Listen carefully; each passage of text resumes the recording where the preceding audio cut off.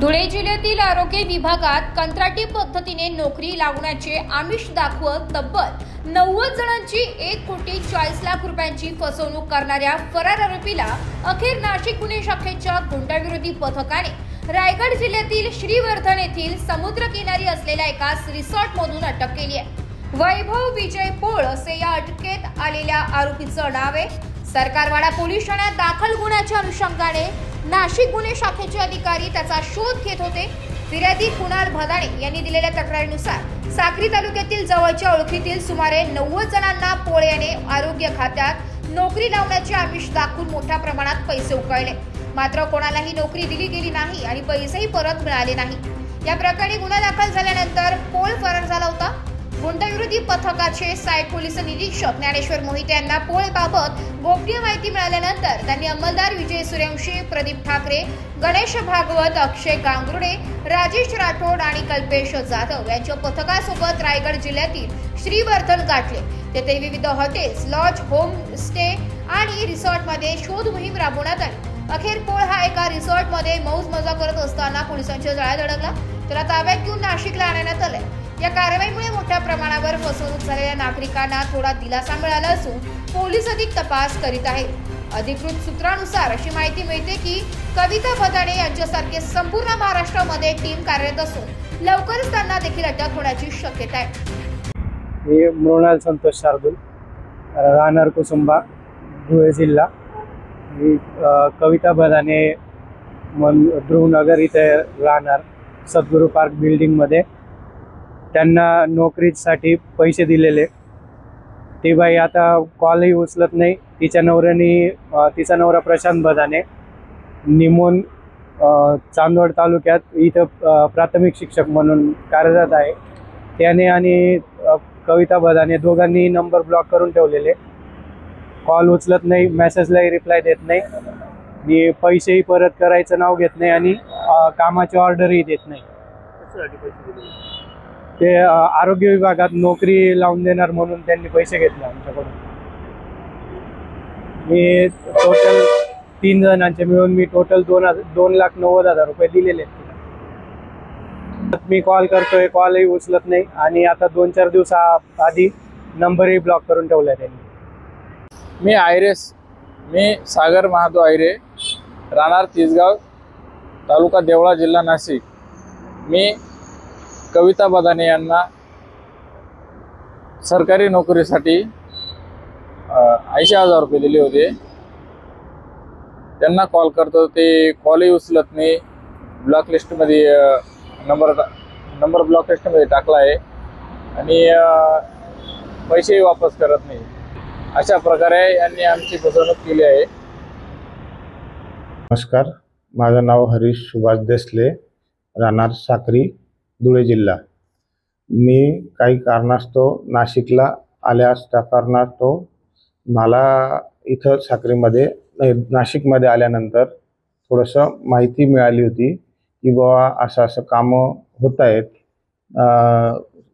कॉन्ट्रॅक्टच्या जागा आहेत, याच्यासाठी मी आलो होतो। तर माझं 2022 पासून हे प्रकरण चालू होतं। तर माझी अक्षरशः फसवणूक झालेली इथं नाशिक जिल्ह्यात। तर कविता भदाणे म्हणून एक मॅडम आहे, तिने माझी फसवणूक केलेली आहे। माझ्याकडे कॅन्डिडेट द्या, मी तुम्हाला नोकरी लावून देते, थोडे पैशांची पण मागणी केली।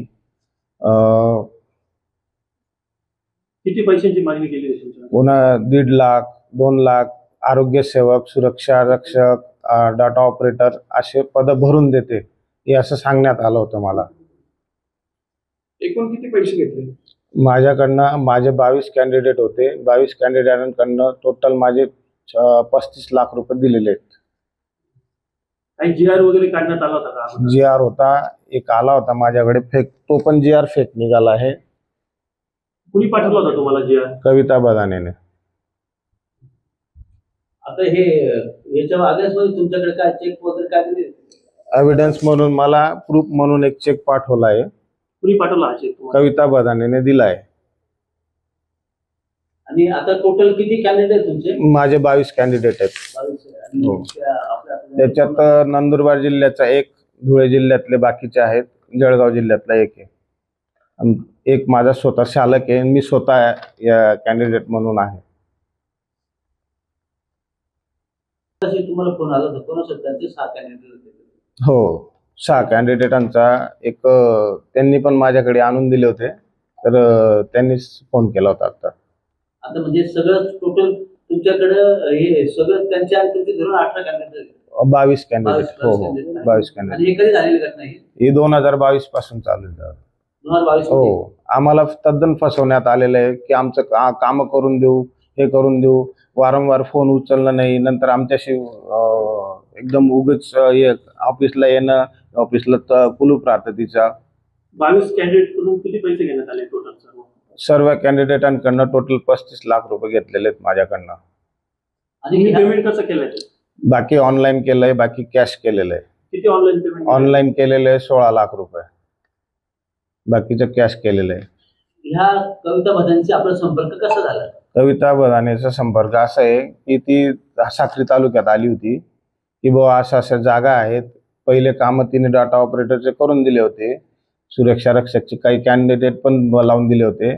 त्यानंतर बुवा अजून या जागा निघाल्या आहेत, तुम्हाला कॅन्डिडेट आणून द्या की मी तुम्हाला याच्या थ्रू तुम्हाला पण मी नोकरी लावून देते, असं सांगण्यात आलं होतं. नाशिकला कुठल्या ठिकाणी गेले होते तुम्ही ऑफिसला त्यांच्या? पंचवटी हॉटेलच्या बाजूला तिचं ऑफिस होतं, धनकर लाईनला, तुळजाभवानी मंदिराजवळ. आता तिथे त्यांचं ऑफिस आहे का? नाही, आता शिफ्टिंग केलं तिने. अच्छा, मग आता ते राहायला कुठे माहिती तुम्हाला? हो, कुठं? ध्रुवनगर मोतीवाला कॉलेज. ध्रुवनगर मोतीवाला. तिला एक पोस्टाची ऑर्डर देण्यात आली, ती ही फेक होती. ती जेव्हा जॉईनिंगला गेली तेव्हा पूर्ण त्या जॉईनिंग वाल्याने सांगितलं कोणी पाठवलं म्हणे. इथं नीती आयोग गव्हर्नमेंट ऑफ इंडियाचं दिसतंय यावरती. पोस्टाचं आहे.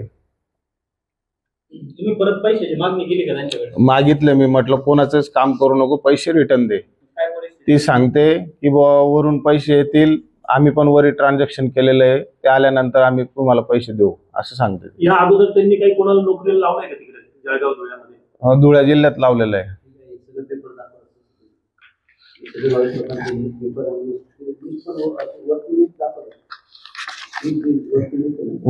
ठीक आहे, ट्रान्झॅक्शनचे हे सर्व ऑनलाईन माध्यमातून मी पेमेंट केलेलं आहे. काही फोन पे केलं आहे ट्रान्झॅक्शन.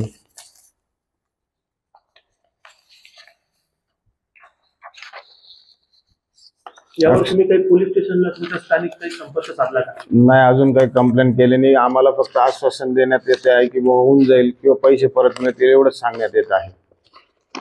म्हणून आम्ही थांबलो होतो आतापर्यंत. यापुढची आपली भूमिका काय असणार? जर मग आम्हाला न्याय मिळत नसेल तर आम्ही पोलीस स्टेशन कारवाई करणार. ब्युरो रिपोर्ट, नाशिक लोकशाही न्यूज, नाशिक.